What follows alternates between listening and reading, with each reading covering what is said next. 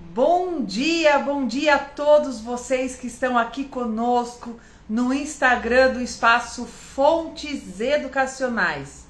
Hoje nós teremos uma live super legal e importantíssima, aonde nós vamos lógica e suas vertentes.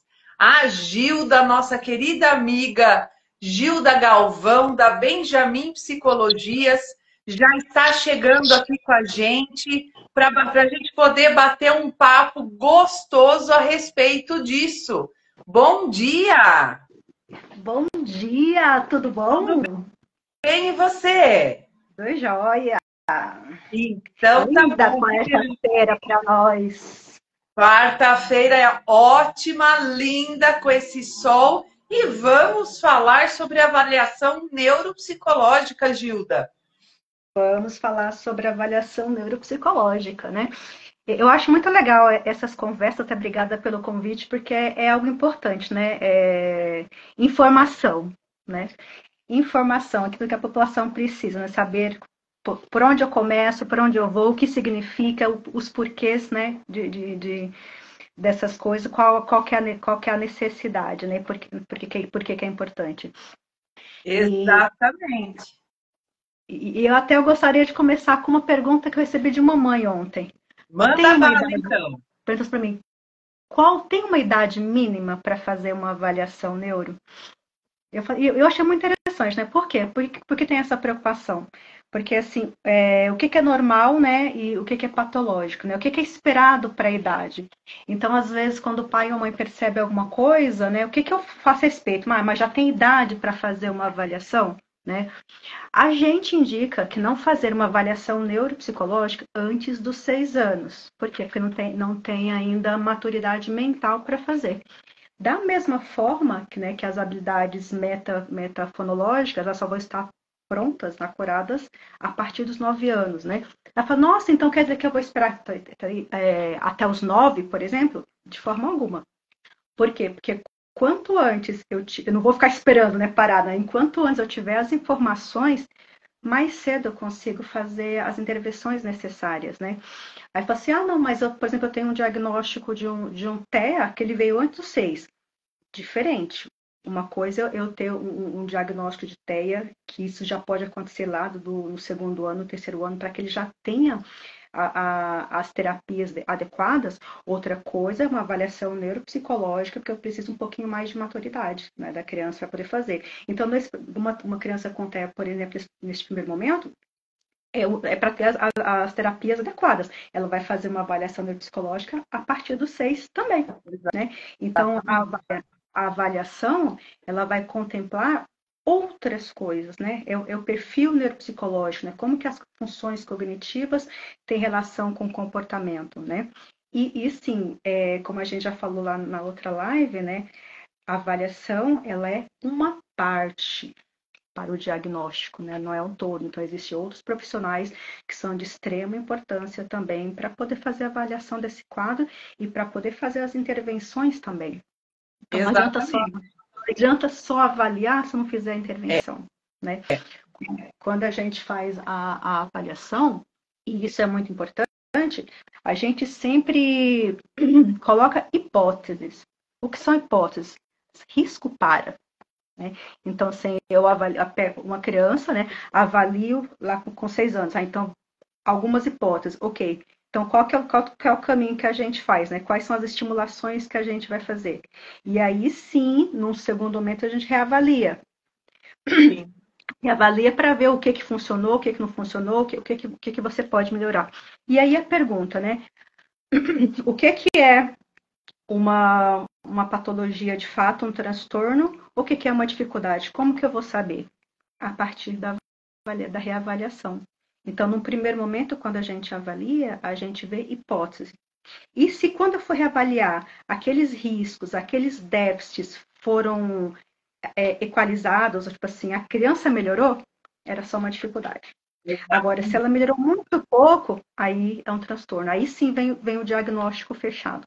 E por isso, quanto antes eu começar as intervenções, melhor para a criança. Sim.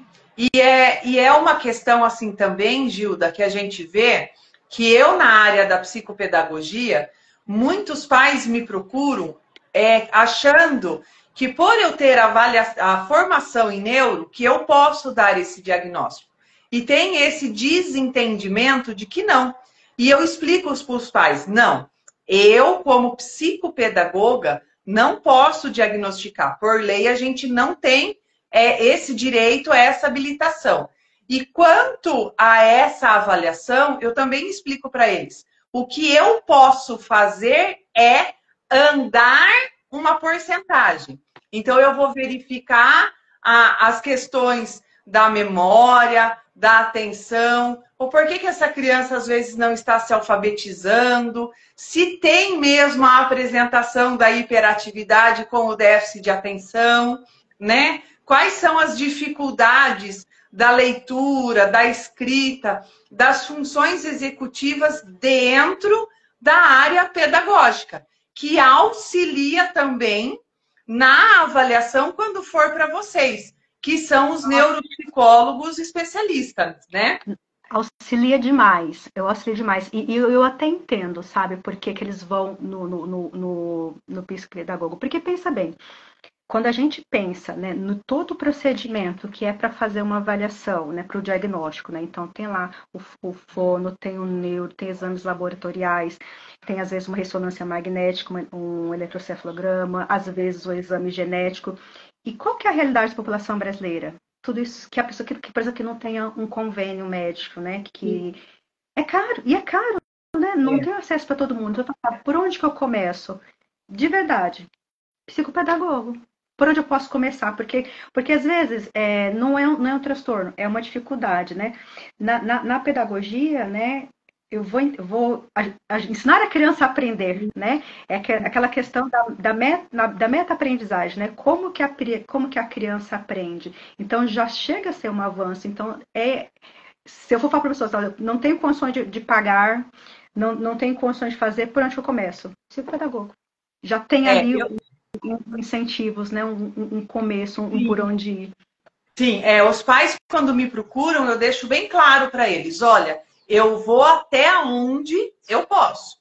E aí, depois, se a gente observar que não são lacunas de aprendizagem, que não são questões emocionais que estão travando esta criança, aí a gente pausa por um período a psicopedagogia, eu encaminho para a neuropsicopedagogia e quando formalizar o diagnóstico, você retorna para a gente dar continuidade. Ou como o processo que a gente já costuma fazer, né, Gilda? Com a nossa parceria, quando a criança vem e os pais entendem a necessidade das duas profissionais andarem juntas. Exato, né? E quando a gente faz a avaliação, né? A avaliação tem muita coisa que depois não é da minha alçada, né? Então a psicopedagogia não é da minha alçada, a parte fonológica não é da minha alçada, né? Então a gente tem que entender, né, até onde eu posso ir, né? E qual que é o melhor caminho, né, para aquela criança, né? E aí quando a gente faz a avaliação, então assim, o que a gente tem que compreender? Quais são os processos de aprendizagem, né? Como a criança se desenvolve, né? Como o meio tá influenciando, né? Quais são as dificuldades, né? Quais são as possíveis causas, né? Compreender, né, as dificuldades, a história escolar, as dificuldades pedagógicas, a exigência dos pais, né? Como que a criança está reagindo às situações. Às vezes até é muito curioso, assim, a criança está com dificuldade pedagógica, mas ela nunca teve. Não, peraí. O que está acontecendo ali no dia a dia da criança, né, na parte emocional? Será que de repente é uma questão familiar, um divórcio, alguma coisa? E todas as questões emocionais, elas impactam também, né, na aprendizagem. Não é só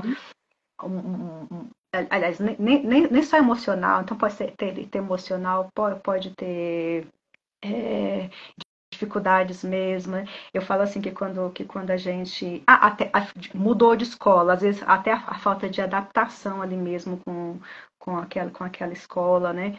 E assim, e quando a gente avalia uma coisa assim que é bem interessante, é que assim, vou citar o exemplo da atenção, que ela é mais comum, assim, para todo mundo enxergar, todo mundo percebe uma criança desatenta. Quando a gente avalia, por exemplo, a desatenção, eu preciso saber se a desatenção ela é causa ou se ela é consequência. né?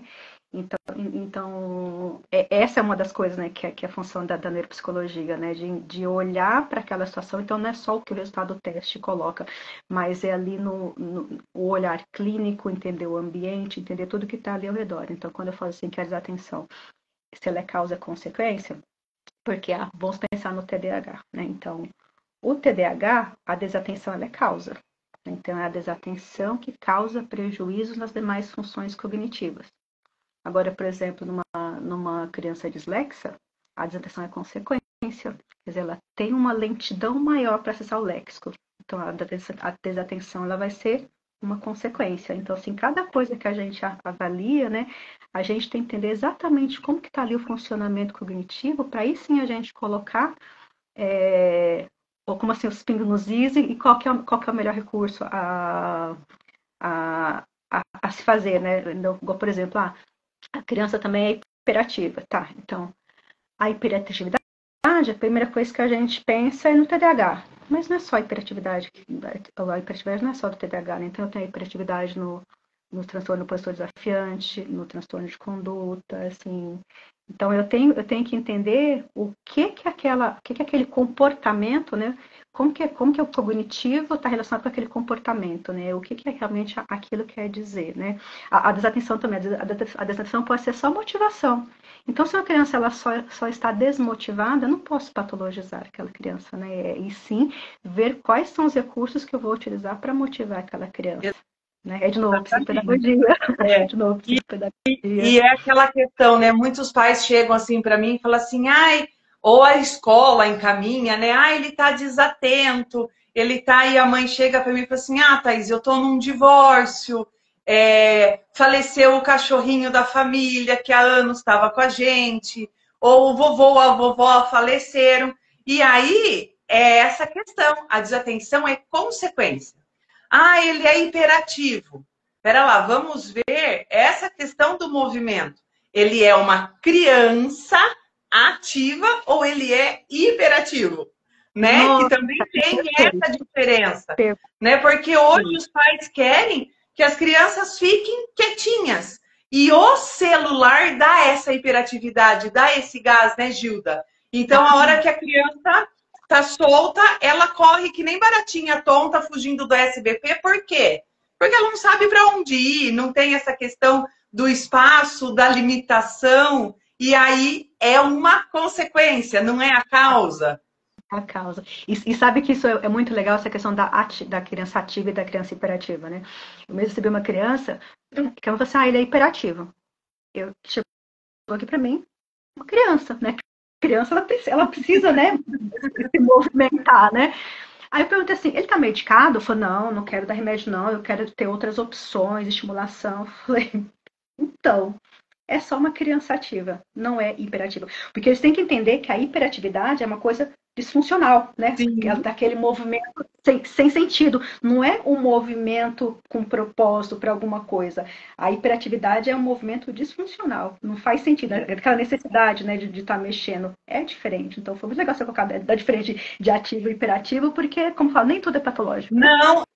Então, e é engraçado porque aqui na minha sala a gente tem uma prateleira recheada de brinquedos, né? E aí, quando é uma criança pequena que vem com essa questão da hiperatividade ou precisa de uma atenção, né, mais ampla, as crianças chegam e já vão mexer no brinquedo. E não tem problema, aqui pode mexer. A mãe fala assim, ai, olha como ele é hiperativo. Quando ele entra na casa das pessoas, ele mexe em tudo, ele faz tudo. Aí eu já acendo outra luzinha. Pera lá, é limite ou é hiperatividade? É rotina ou é hiperatividade? Né? Porque muitas vezes falta essa linha tênue, né? Do limite, da rotina. Assim, ele pode mexer nas coisas da casa dos outros? Aqui é um espaço psicoeducacional. Aqui, enquanto ele brinca, enquanto ele mexe, enquanto ele olha, sob uma supervisão, eu estou analisando, né? Agora, ele chegar na casa da tia, de uma amiga, e já arrancar tudo, é hiperatividade ou é limite? né? Exato, é tudo objeto de análise, né? Tudo que eles fazem aqui no nosso ambiente é objeto de análise, né? Então, aqui eu também tenho os espacinhos do brinquedo e eles já sabem. Primeiro eles já são apresentados, aqui tem isso, vai lá, vai escolher. Então, isso não tem problema, isso realmente é objeto de estudo, né? É, Né? E sabe uma outra coisa que é muito interessante? Assim, a gente tem que pensar, né, justamente, de uma geral, os adultos, professores, pais, no que você pode falar para a criança, né? Então, assim, ele é desatento, ele é hiperativo. Começar a colocar na cabecinha da criança que ela tem problema. Isso é muito sim. ruim. Isso é muito Vai ruim. rotulando sem ter noção da carga que esse rótulo ela vai carregar, né? Exatamente, né? E aí, se você for reparar, né, é que assim, hoje a gente fala dos transtornos, que a gente já começa a perceber e avaliar muito cedo. Mas muitos adultos, né, eles foram diagnosticados com TDAH, né, na fase adulta, só que o primeiro que veio foi a depressão. Né? Por É, quê? Porque eu não sou bom o suficiente, porque eu sou incompetente, porque isso, aquilo, porque cresceu com esse estigma de não ser bom, de ser desatento, de ser disso. Só que, na verdade, a depressão ela era comórbida, não era o principal, era o TDAH. exatamente. Então, assim, Eu vou citar um exemplo aqui de uma criança aqui do Espaço Fontes. É lógico, né, gente, que a gente não vai falar nome, não vai nomear, porque isso é antiético. Mas ele chegou para mim, vai fazer um ano que ele está comigo, pré-silábico, e a escola tinha uma hipótese de dislexia.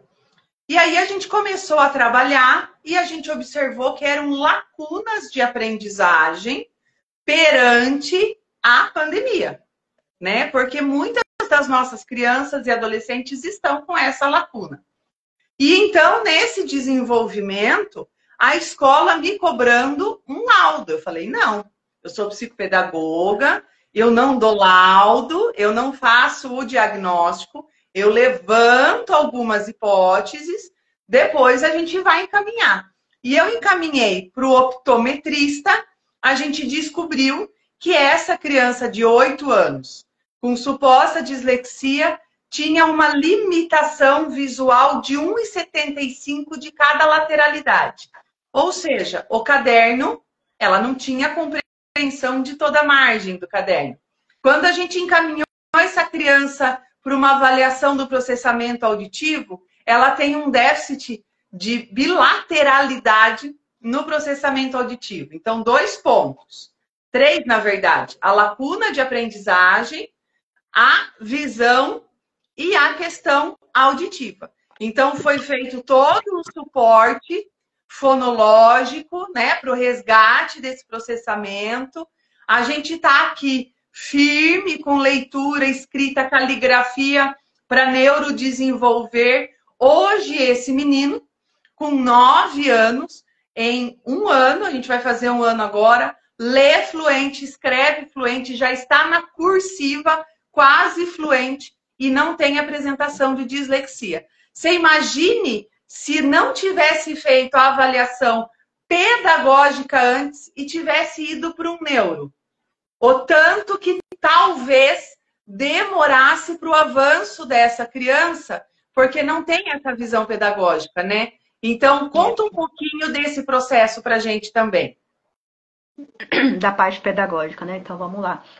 Quando eu faço a avaliação aqui, então, são sempre 2 momentos. É uma coisa que eu sempre falo, né, com os pais, né, que esse diálogo, né, psicólogo, terapeuta, escola, ele precisa ser contínuo, né? Então, quando eu busco avaliação, no primeiro momento eu faço aqui os primeiros passos para poder até, porque a gente começa sempre com a bateria básica, né, daquilo de inteligência e atenção, aquilo que é comum, e conforme for aparecendo algumas outras coisas, a gente vai abrindo outros leques e outros testes para colocar, né? Normalmente, assim, lá para uma quinta semana que eu estou avaliando, eu faço contato com a escola, porque é importante a gente saber como que a criança reage em vários ambientes, né?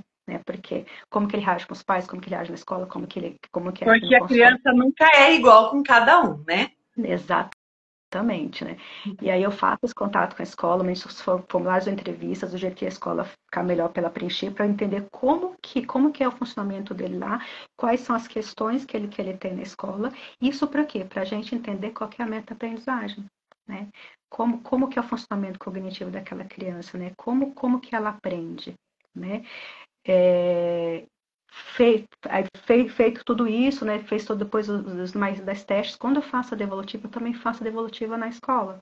Por quê? Para que eles tenham essa interação da parte pedagógica, o que eles vão precisar ali ajustar para aquela criança.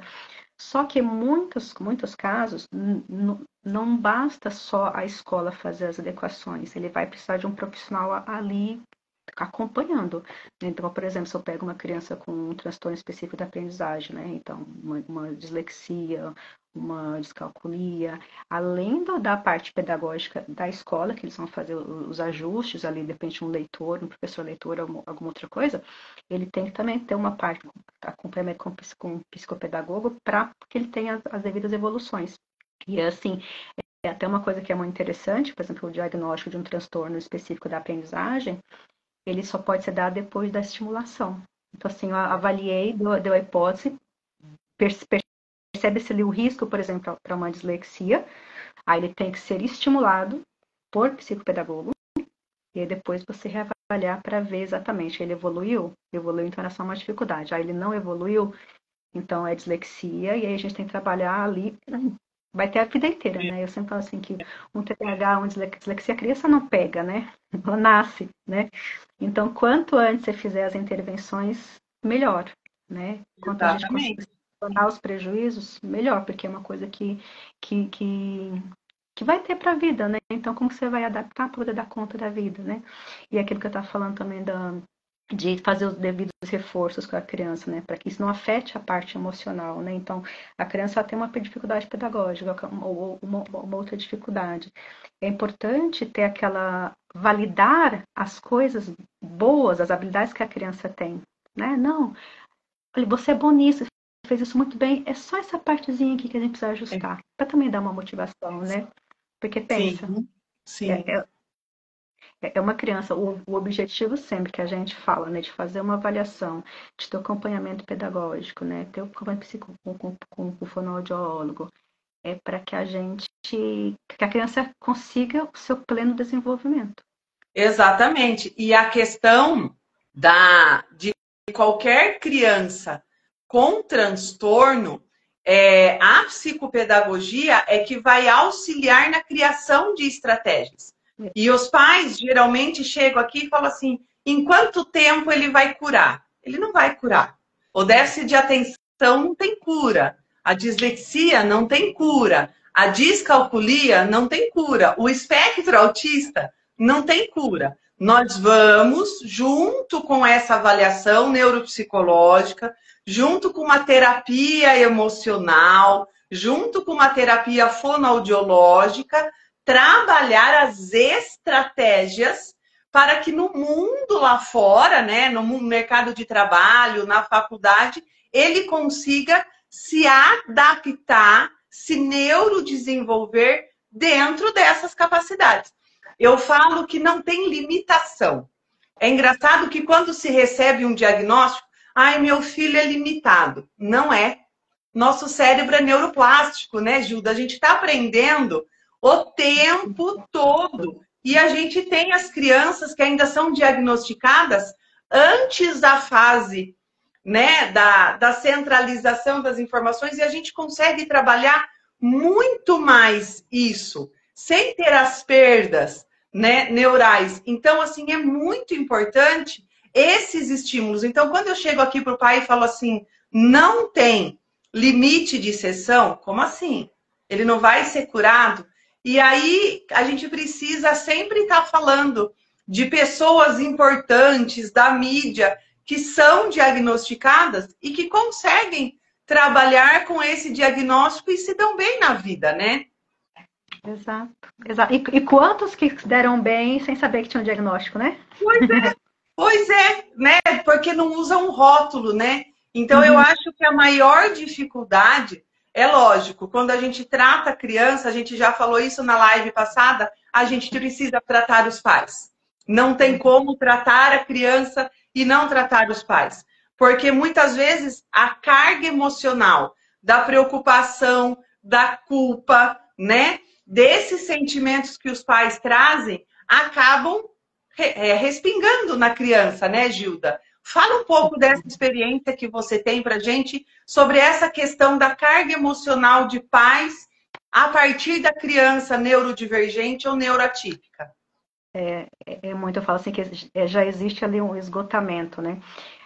Até curiosamente, ontem eu comecei a atender uma outra mãezinha que era a mesma situação, que ela falava assim, nossa, o sonho da vida dela, né, era ter uma carreira, né, isso é importante, ser gestora, né?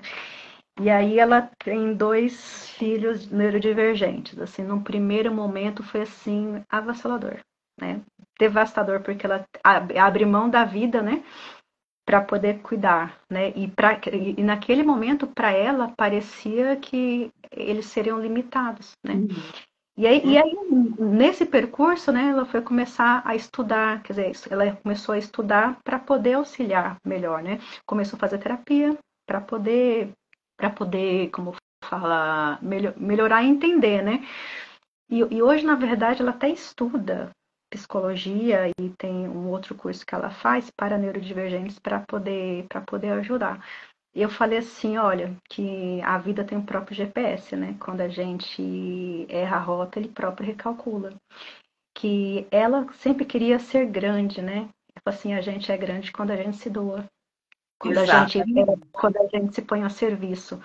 Então, ela, por se colocar a serviço para poder cuidar dos filhos dela, hoje ela consegue ajudar outras mães, outras crianças neurodivergentes.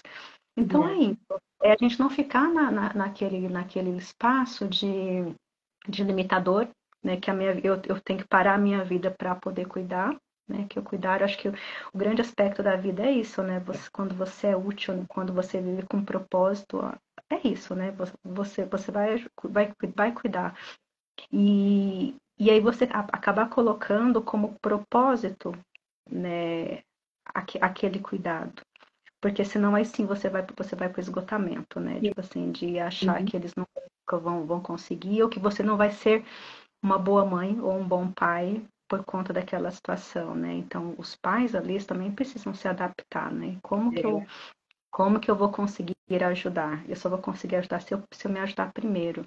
Então, eu gosto muito do exemplo dessa mãe, porque assim, ela primeiro no primeiro momento é assim para todo mundo, né? A situação de o que eu faço agora, né? Como Tudo, fala, eu, né? Do medo. meu sonho não era ser mãe de um neurodivergente, né? A gente sempre brinca, né, que quando nasce uma criança, nasce uma mãe, mas quando nasce uma criança autista, não nasce uma mãe autista, né? É, Uma mãe de criança autista. Então, o quanto que isso realmente tem um impacto grande na sim. vida das famílias, né? E quanto de suporte emocional elas precisam para poder ajudar. É. É muito. E a gente. Desculpa, te cortei, pode falar. Não, assim, que é muito comum nesse primeiro momento aquela coisa do desabar, né? Do chorar, né? O que que eu vou fazer, o que que vai ser dele. E aí é uma coisa que é muito importante, que quando a gente cria filhos, né? E nem só para filhos, de um modo geral, a gente sempre cria expectativas, né, em cima do outro, né? Que o outro vai ser isso também, querer que seja isso, que seja aquilo, e que uma criança neurodivergente, que é o caso, ela tem um TDAH, principalmente o TEA, que não é que ele seja isso ou aquilo, ela vai ajudar com que ele consiga fazer escolhas, né? Exatamente. Na elaboração de estratégias, né? Mas é engraçado que às vezes as mães elas têm um medo da questão do diagnóstico perante a transtornos da dislexia, do TEA, do síndrome de Down, mas a gente precisa lembrar também que as crianças com TAG, o transtorno de ansiedade generalizada, também têm consequências na parte pedagógica, né, na parte emocional, e muitas vezes as pessoas não falam disso, né, do TOD, né, que ele tem aquela questão da oposição, daquele sentimento de desafiar, e às vezes a escola fala assim, ah, ele é TDAH ou ele está em depressão, e às vezes é uma ansiedade que não está controlada, que está desencadeando todos esses processos, né? Exato. Uma coisa que a gente tem que ter bastante cuidado na hora de avaliar é exatamente o diagnóstico diferencial, né? O que é uma ansiedade, o que é uma hiperatividade, né? O que é a hiperatividade, o que é um transtorno desafiador. E até curioso também a gente pensar nisso quando a gente fala de oposição, porque às vezes a pessoa fala assim, a criança é opositora. Pera, vamos entender essa oposição, né? Porque assim, nem todo opositor tem um TOD, né? Então, vamos pensar, por exemplo, tem três situações. Eu tenho aquele opositor que sim, né, ele é do TOD, é aquele que faz assim, te desafiando só pra ver o que você vai falar, fala, não pode, ele fica assim, ó, só cara fazendo pra te provocar mesmo o outro, isso aí é a oposição do TOD.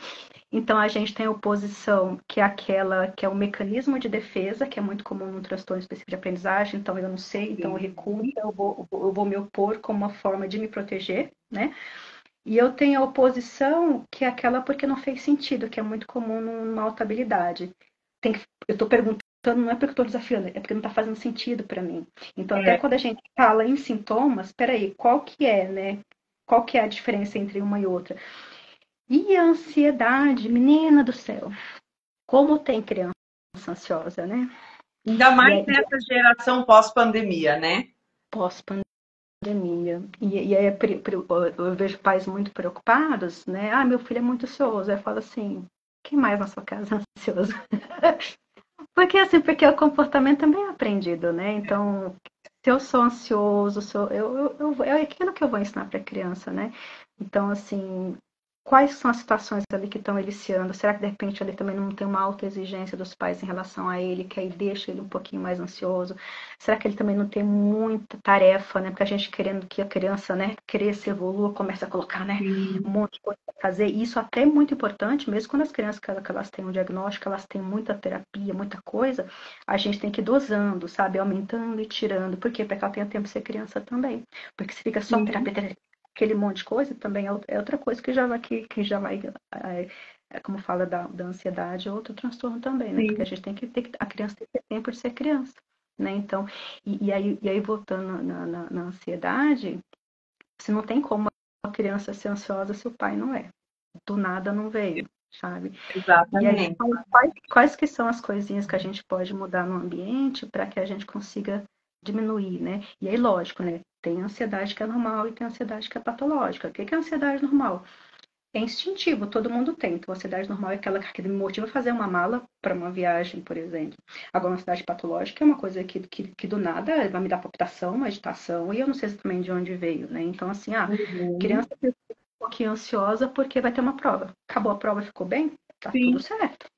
Tá tudo certo. Então, eu não preciso me preocupar com isso, mas eu tenho que me preocupar com o excesso. E como que a gente pode criar ambientes, né, para que a criança possa regular um pouquinho essa agitação e essa ansiedade. E a gente fala, né, que os próprios celulares já causam ansiedade, né? E existe, sim, existe assim, uma certa negação por alguns, mas tem muitos pais que sabem, não, ok, vamos tirar. Mas aquela coisa, né, tudo é aprendido, né? Se eu quero que uma criança leia, eu vou ler, né? Se eu não quero que a minha criança fique no celular, eu não vou ficar a tarde toda no celular também, né? Guardar o meu, exatamente. Então, criar aqueles ambientes onde você não fique ali só convivendo no mesmo espaço, né? Onde realmente eu fico brincando com a criança, interagindo. Porque você imagina também o sentimento de rejeição de uma criança se tiver os familiares todos juntos, o pai e a mãe, ao invés de estar interagindo, está com o celular.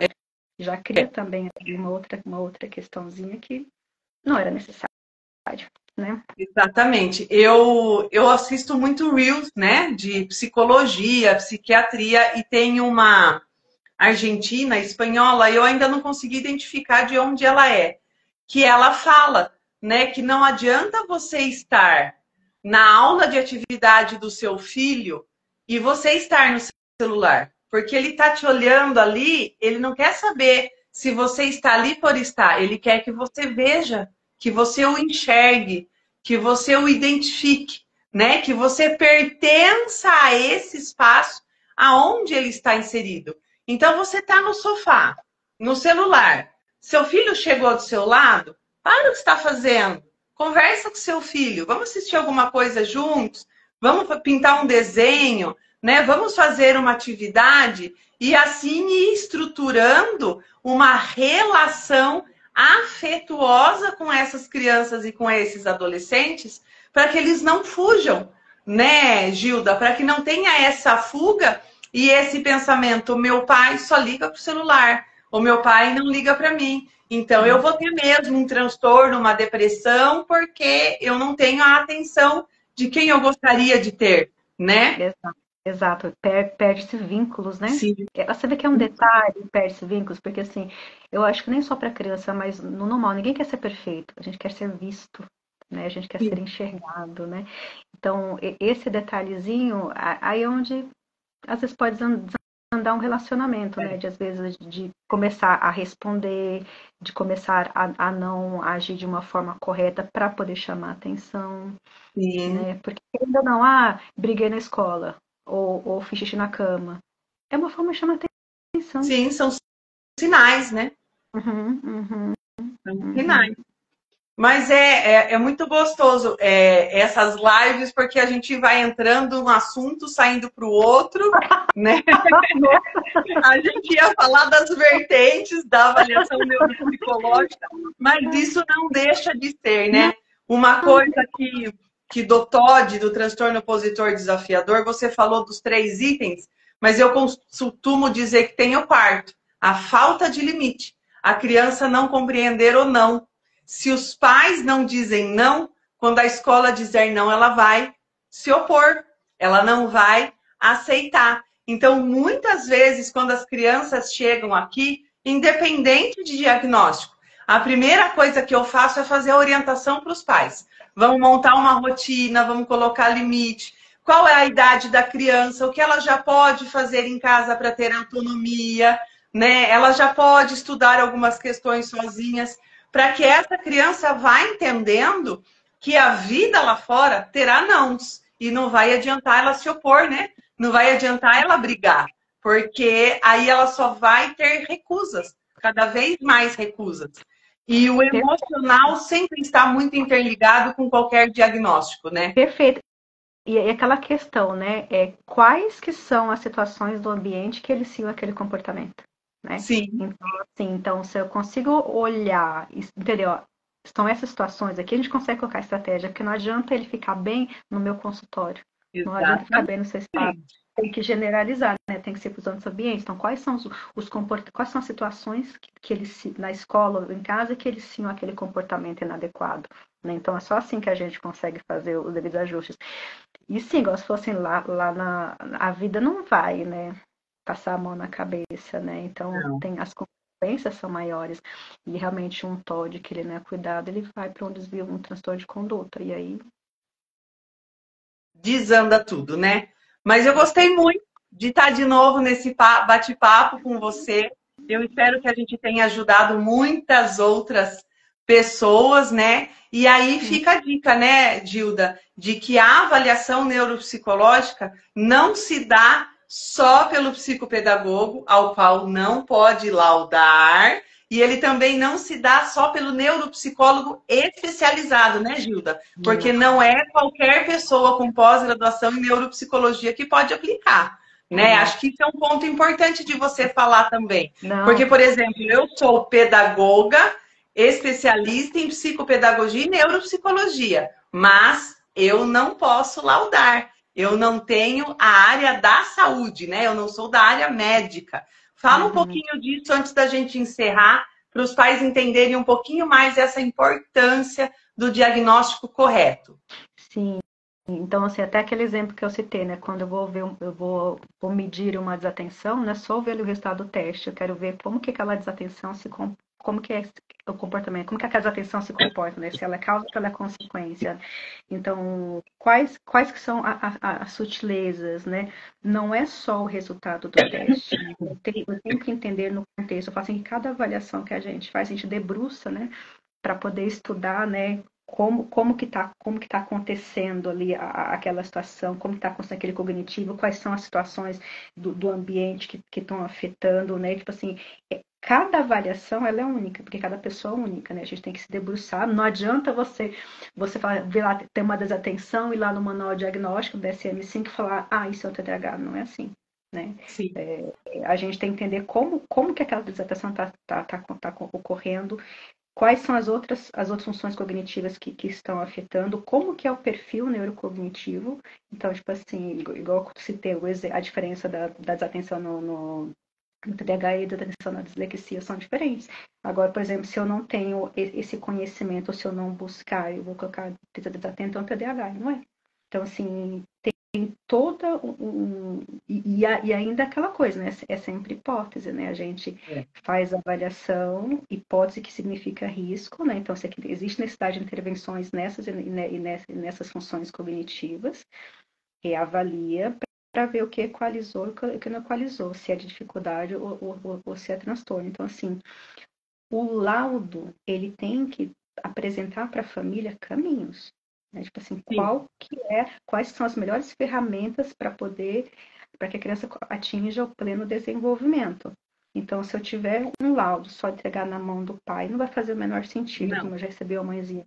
Receber um laudo falando, não mudou nada do meu filho, porque só o papel não vai mudar. Né? E entra na questão dos direitos e deveres, né? A partir do que você tem o documento, você tem o dever de seguir aquele documento para que seu filho tenha direito. Então, se nesse documento pede a fono, tem que fazer a fono. Se nesse documento pede a psicopedagogia, tem que fazer a psicopedagogia. Se nesse documento pede uma reavaliação dali 5 anos, tem que fazer a reavaliação. Não é simplesmente, eu tenho um documento, obrigado, tchau, né? Exato, não é só isso, né? E ainda, né? A avaliação, eu falo assim que o ser humano ele é único, né? Então vai ter ali algo que é específico daquela criança, né? Então mesmo as pessoas que são divergentes, que ela tem TDAH, elas não são TDAH igual. Então não adianta falar assim, TDAH X, não. É um TEA, também não é igual, né? Como que a gente vai alinhar, né? Para traçar as metas estratégicas para ter o pleno desenvolvimento. Então, assim, não é só o papel, né? Assim, é muito mais. Então, assim, a avaliação, ela vem naquela situação, tipo assim, não está de acordo com a idade, né? Sempre a gente avalia assim, a situação não está de acordo com a idade, nem com a escolaridade, nem com a história de vida. Então, beleza, então vamos olhar ali com mais profundidade o que acontece. Então enxergamos que temos déficits aqui, aqui e ali. Beleza, vamos cuidar desses déficits para que tenha um pleno desenvolvimento. Mas é aquela coisa, não é só do psicólogo, tem coisa ali que vai ter que trabalhar no fono, que vai ter que trabalhar com psicopedagogo, para que tenha. E eu sinto assim que a dor da maioria das famílias, né, é que nem sempre se consegue fazer todo o processo. Nesses dias eu recebi até uma perguntinha no chat da clínica, né, se fazia a avaliação neuro no SUS. Infelizmente não, né? Aí até teve até uma menina que ela fez uma reclamaçãozinha, falei, puxa vida, eu fui lá no SUS, aí com sintoma, tô tomando tal remédio. Aí a gente fala assim, política de redução de danos, né? Assim, dentro das condições que eu tenho, como que eu posso diminuir a dor? Exatamente. Né? Exatamente. E é uma pena, porque cada vez está crescendo mais essas prevenção por danos, né? É uma pena. Então, sempre a ideia de uma avaliação é justamente identificar quais são os riscos para que a gente consiga estimular de forma adequada para que a criança evolua, né? Igual você falou, não adianta fazer uma estimulação de uma dislexia de uma criança que está com problema visual. Exatamente. Né? Então, é exatamente saber ali quais são as funções que estão com déficit e quais são as que realmente precisam ser estimuladas. E quanto antes, né? Ela é sempre preventiva, né, gente? Assim, quanto antes eu começar a estimular, melhor para o desenvolvimento da criança. E porque não é só o teste, é a observação, né? É você conhecer o que você está aplicando. Porque você pegar um teste por um teste, você lê as instruções e aplica o teste. Mas como você vai observar?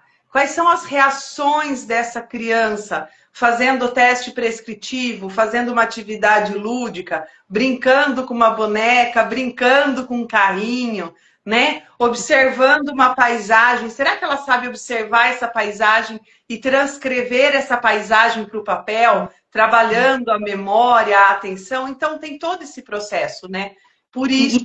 E tem muita sutileza, né, entre uma coisa e outra. Igual eu falei assim, qual é a diferença da atenção com a frente da hiperatividade, qual é a diferença de uma oposição, né? Como que isso. Exatamente. Cada uma que eu faço, eu me debruço para poder estudar, e na verdade é um grande quebra-cabeça, né? Até você entender e você se dar qual que é aquela situação ali de fato, né? Como que eu posso ser útil? Aí eu falo que cada vez mais eu entendo Sócrates, né? Quanto mais eu estudo, mais eu penso um monte de coisas que eu ainda não conheço, que eu preciso estudar. Porque, como você disse, ninguém é igual a ninguém. Não dá para caracterizar todo mundo como robozinho. Não, e uma coisa assim que eu acho que é muito importante, que nem todo neuropsicólogo faz, mas que eu particularmente acho de extrema importância, é avaliar tudo. Então, assim, não é eu fazer aquilo que é o básico, né? A atenção, a memória, mas eu também avaliar a praxia, eu avaliar desempenho escolar, eu avaliar a emoção, porque às vezes, senão ele não fica completo, né? A ideia de você fazer o laudo é você entender a criança na totalidade. Eu falo criança porque a gente está falando aqui de criança, cara.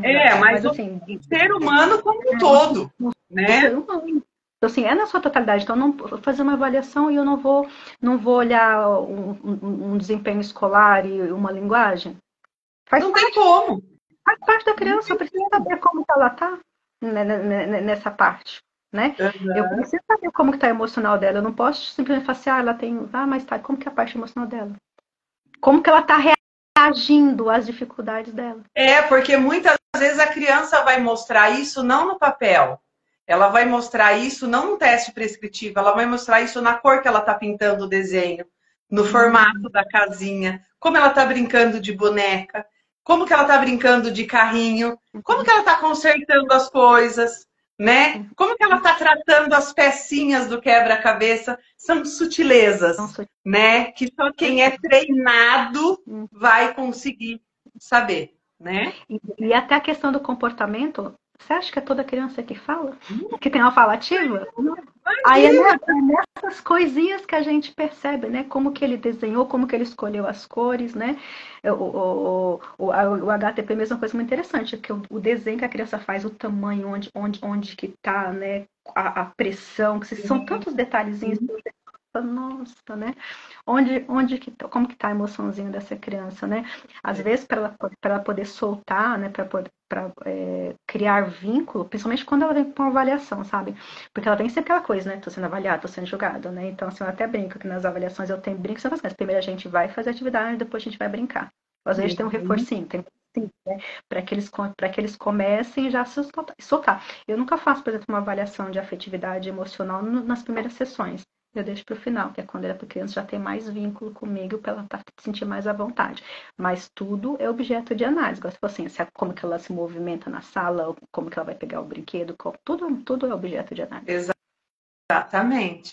Gente, nós estamos aqui no nosso, quase estourando o nosso tempo, já nem parece, Zilda.